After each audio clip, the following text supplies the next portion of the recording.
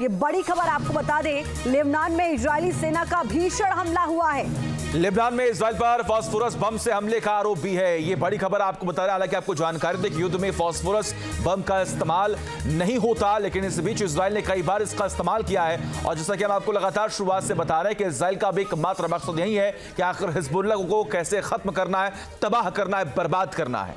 तो ये आरोप इजराइल पर लग रहे हैं। हालांकि इजराइल की ओर से इन आरोपों को लेकर अभी तक कोई जानकारी या कोई इस तरीके का बयान नहीं है कि उसने फास्फोरस बम का इस्तेमाल किया गया है, लेकिन ये आरोप इजराइल पर लग रहे हैं। लेबनान में इजरायली सेना ग्राउंड ऑपरेशन में जुट गई है और इसी से जुड़ी हुई एक ग्राउंड रिपोर्ट आपको दिखाते हैं कि वहां पर क्या हालात हैं।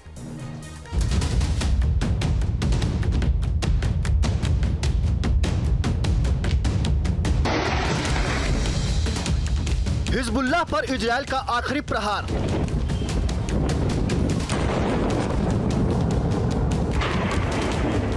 हिजबुल्लाह के संपूर्ण विनाश का अभियान।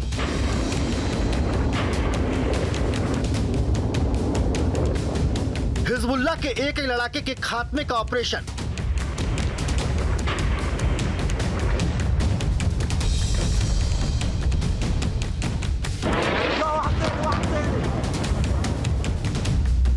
लेबनान की जमीन पर आमने सामने का युद्ध।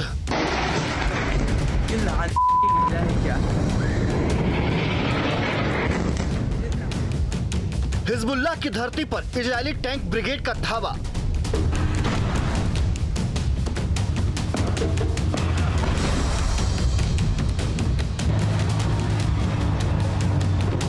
इजरायली सेना लेबनान की धरती पर उतर चुकी है। इजरायली सेना ने लेबनान में ग्राउंड बैटल भी शुरू कर दिया है। हिजबुल्लाह की बची खुची ताकत को दफन करने के लिए इजरायल ने ग्राउंड अटैक शुरू कर दिए हैं। इजरायली सेना बॉर्डर क्रॉस कर दक्षिणी लेबनान के अंदर तक पहुंच चुकी है। हिजबुल्लाह के लड़ाकों की तलाश शुरू कर दी है।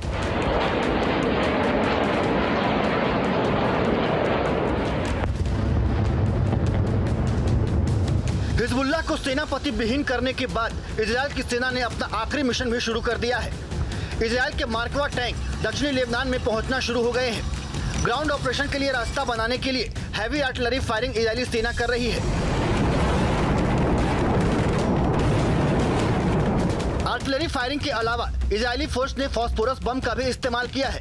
दावा किया जा रहा है कि इजरायल के मेतुला शहर से लगे दक्षिणी लेबनान के इलाकों पर फास्फोरस बम से आईडीएफ ने हमला किया है।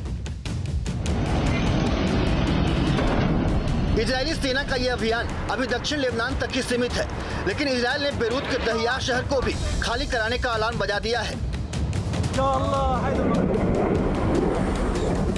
दहिया में हिजबुल्लाह के बड़े ठिकाने हैं।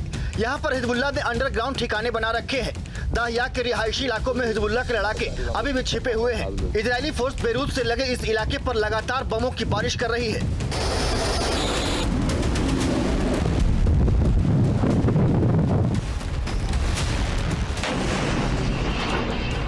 ग्राउंड अटैक के लिए इजरायली स्पेशल फोर्सेज ने दक्षिणी लेबनान में पहले ही बेस तैयार कर लिया था।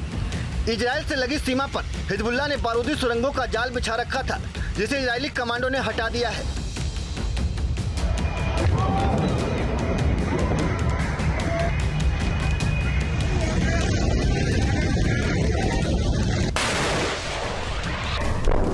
दावा किया जा रहा है कि नसरल्लाह समेत हिजबुल्लाह के ज्यादातर बड़े नेताओं के मारे जाने के बाद से हिजबुल्लाह की ताकत करीब करीब खत्म हो गई है। लीडरशिप के खात्मे के बाद से हिजबुल्लाह के लड़ाके हताश और निराश बताए जा रहे हैं।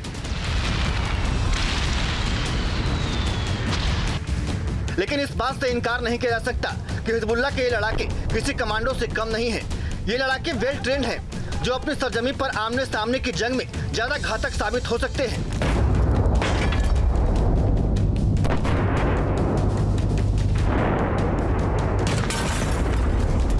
हिजबुल्लाह के पास अभी भी 1 लाख से ज्यादा लड़ाकों की फौज है। अत्याधुनिक हथियारों से लैस हैं। मिसाइल, रॉकेट, आरपीजी जैसे हथियार अभी भी इनके हथियारों के जखीरे में शामिल है।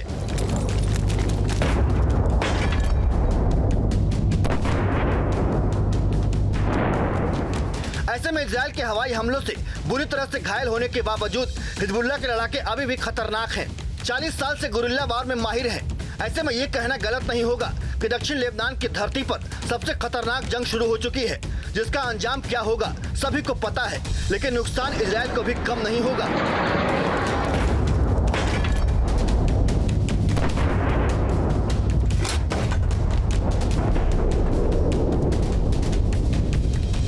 News nation.